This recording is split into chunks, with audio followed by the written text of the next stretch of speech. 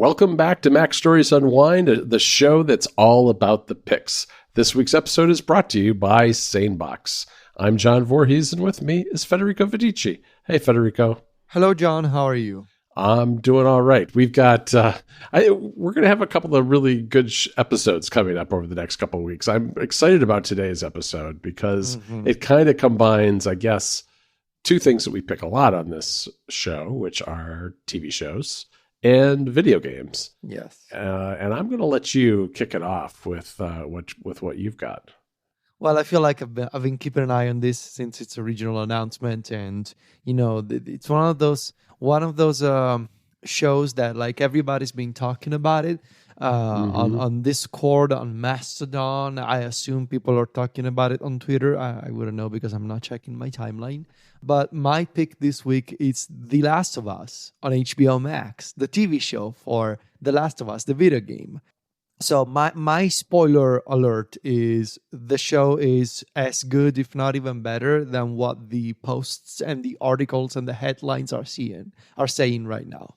I am going to discuss up to episode 3, which is, as we're recording this on Tuesday, this is the most recent episode of The Last of Us that has aired on HBO Max.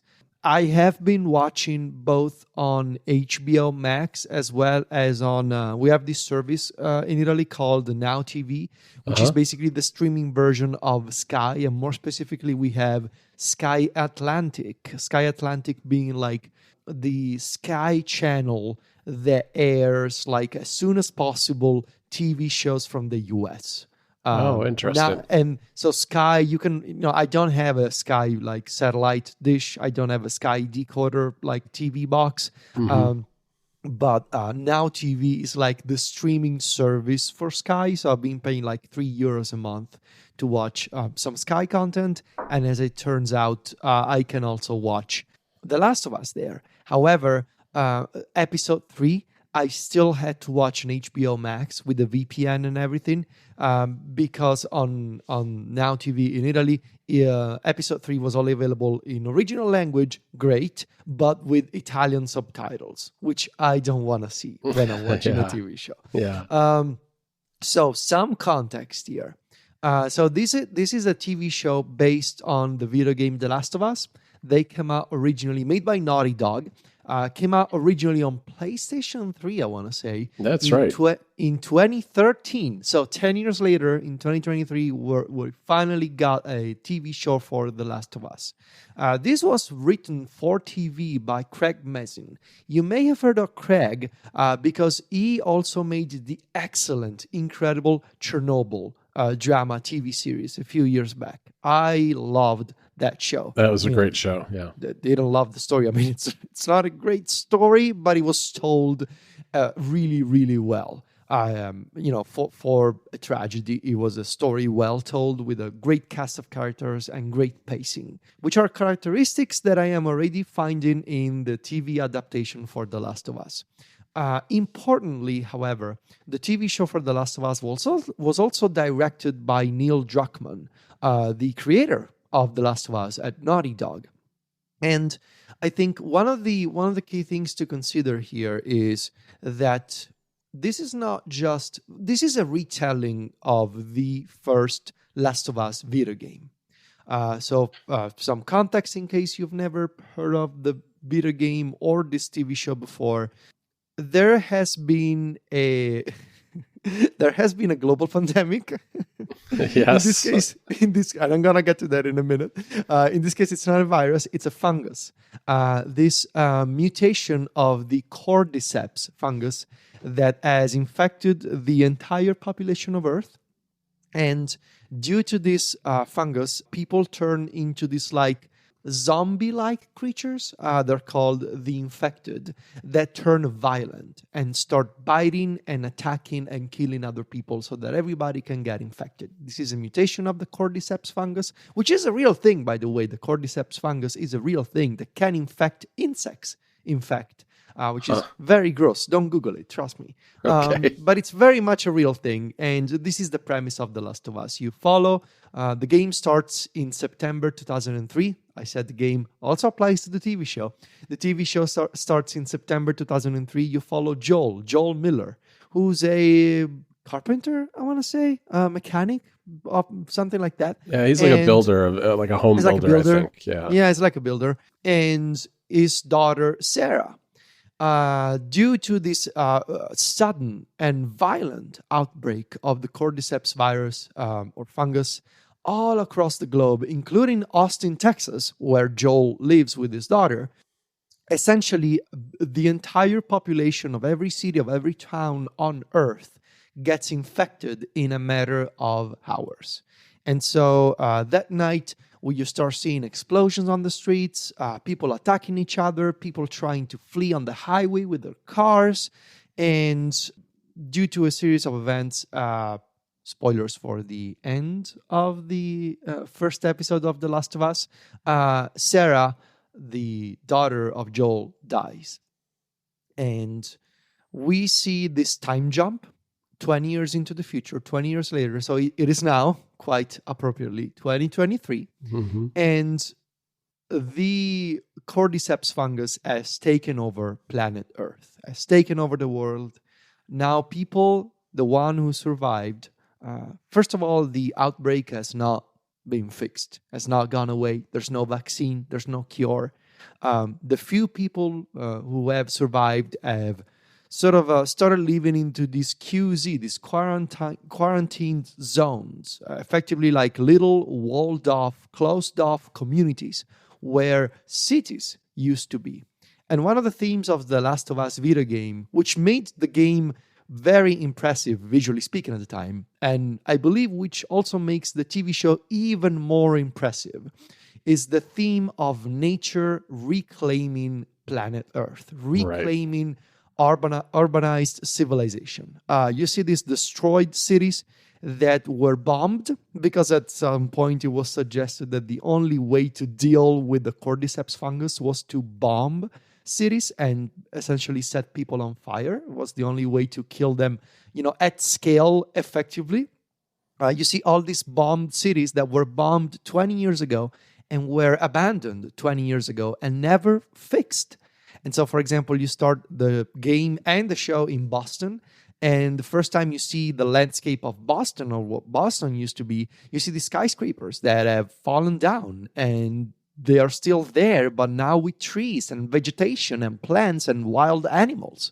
And of course, the infected, now roaming those, they used to be streets. This is the basic background. Now you as Joel, you live in this community that is controlled, like other communities, by this Fedra military government that has very strict laws and rules, including, the death penalty, for example, for those who try to break the rules. So you live in a military state, effectively, until you meet Ellie, this kid who has been infected by the cordyceps fungus, but somehow is able to survive, is able to coexist, to live with the fungus that is not spreading to the rest of her body. And The Last of Us, the video game, and this TV show is a story about Joel and Ellie through various events, having to basically do this road trip all across the United States from east to west. And, the things that happen in the middle of that trip. Now, John, I assume you're also fully caught up with episode 3 of The Last of Us. Yes, I am. I just finished it up last night. I just finished it like 20 minutes ago. Oh, wow. I'm going to talk about episode 3 at the very end of this segment. Okay. So a few things I've noticed while watching The Last of Us. The very first scene really hits harder than the video game did 10 years ago. 10 years ago, the idea of a global pandemic sounded absurd. When you start The Last of Us, it's like, okay, this is yet another post-apocalyptic video game about a virus that has killed everybody, a big deal. Now, living through a pandemic, wow. And I mean, surely Craig Mazin and Neil Druckmann wanted to go there, right? They wanted to touch on that theme, on that topic, because the first scene of the show is this flashback to this fiction, interview with an epidemiologist in 1968. Two epidemiologists actually talking about what's worse: a global pandemic because of a virus, or a global pandemic because of a fungus. And the scientist that talks about the fungus explains how a fungus, if it can attach onto humans, is much, much more dangerous and lethal than a virus. And having lived through COVID, now this sort of stuff really hits hard. And it's like, yeah, now when I was playing the game 10 years ago, all of this sounded like science fiction. Now I gotta tell you, it doesn't sound like some science fiction anymore to me. I don't know if you got the same impression watching the intro of the show. Yeah, I definitely got that impression. And part of me thought, going into this, that maybe that would be a big turnoff for me, that it was that it was too recent, but actually it hasn't been. I've been pleasantly surprised, and maybe it's partly because I kind of knew the story going into this, being familiar with the game, but it's incredibly well done, and I've really, really enjoyed it so far. Yeah. So obviously I'm going to say that so far, I think this is by far the best TV adaptation of a video game I've ever seen. Oh, easily. And better than any movie, really, that I've seen. Better than any movie, better than any video game that has turned into a sort of a TV or movie production. Better than anything else. But obviously, there's a couple of things that stood out to me, because I remember playing The Last of Us on my PS4 a few years ago. I finished The Last of Us. I never finished part 2. Maybe we'll get to that in the future. Being a movie that you can watch in 4K, this is obviously more detailed than a video game, right? And the production levels are incredible on this TV show. And so watching The Last of Us as a TV show, I mean, you're getting the best of the story without all the complications of a video game, meaning there's no UI on screen, cluttering what you're watching. There's no indicators, no inventory, no menus to manage. You can just appreciate the detail. You can just appreciate the production. You can appreciate the setting, the costumes, the infected, how they've been turned into a TV show. You can just appreciate the visual spectacle of The Last of Us. But at the same time, that also means that there's no agency. There's no sense of agency when watching The Last of Us versus playing The Last of Us. And one of the things that I think makes The Last of Us unique is the different styles that you can take when it comes to dealing with the infected. How you want to approach a level. Do you want to go in guns a-blazing, or do you want to use a more stealthy approach? Mm-hmm. Here, you're just watching the approach chosen by the director of this TV show. So that there's that sort of strange, it's still the same property, but you are enjoying it in a different way. And I've been thinking about this, it's weird. I'm watching The Last of Us, but I'm not playing The Last of Us. And I guess it's more similar to watching a Twitch stream of The Last of Us, in a way, like you're watching somebody else. Yeah, I suppose that's true. Play their own version of The Last of Us. And this is the HBO, Craig Mazin, Neil Druckmann version of The Last of Us.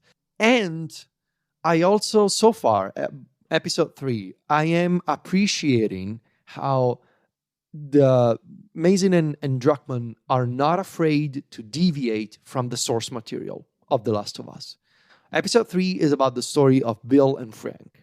Bill being this sort of side character in the first Last of Us video game, and the story of Bill and Frank has been turned into something that the game kind of maybe hinted but never fully explored, which is the love story of these two men who fall in love despite the circumstances after the end of the world. Right. And this is such a beautiful, sad, romantic, real piece of television that I just finished watching it, and I think my first reaction is this has to be one of the best episodes of television I've ever seen. Like how they were able to tell a love story, a romantic love story between two men, which is obviously, not something that growing up myself in the late 90s and early 2000s, I was able to see as frequently on television.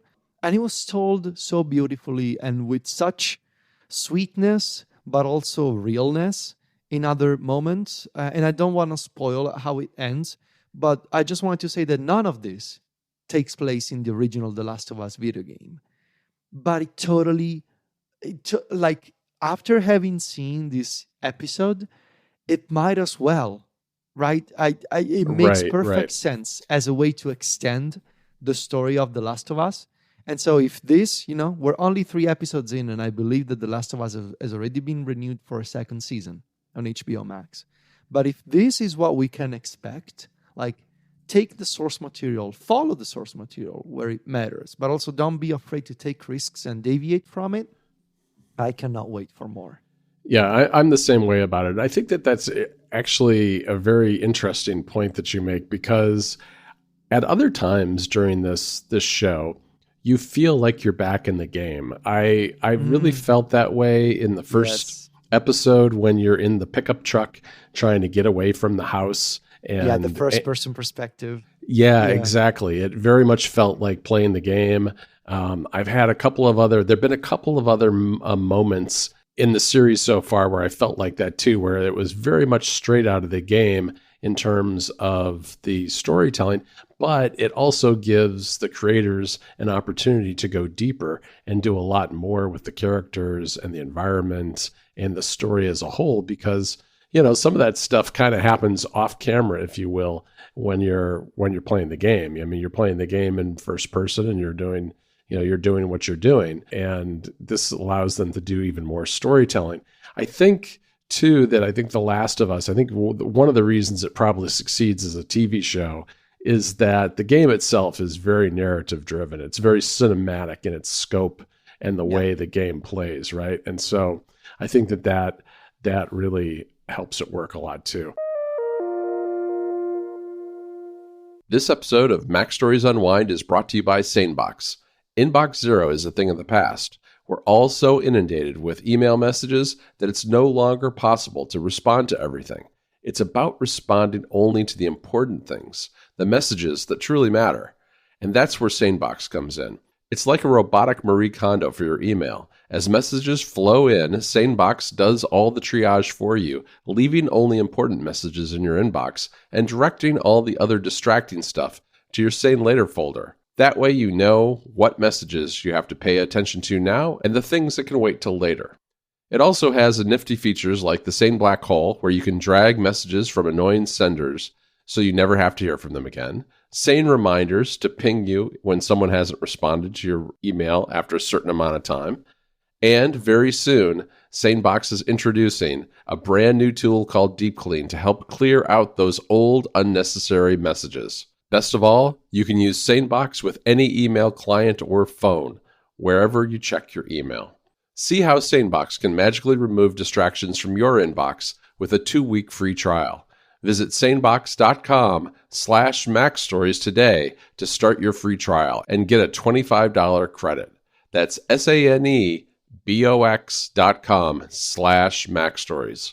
Our thanks to SaneBox for their support of the show.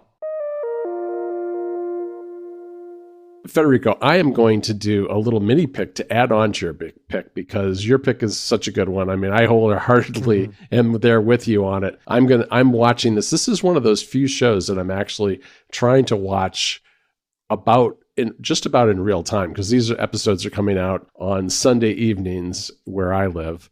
And I haven't been watching them on Sundays, but I've been watching them kind of Monday or Tuesday. And I've really, really enjoyed it.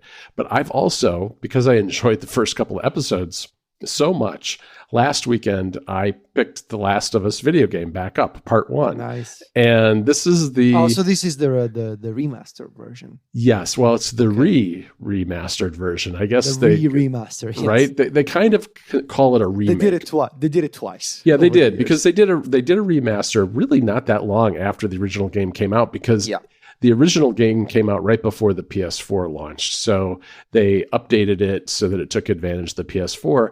And now this is essentially taking advantage of the technology in the PS5.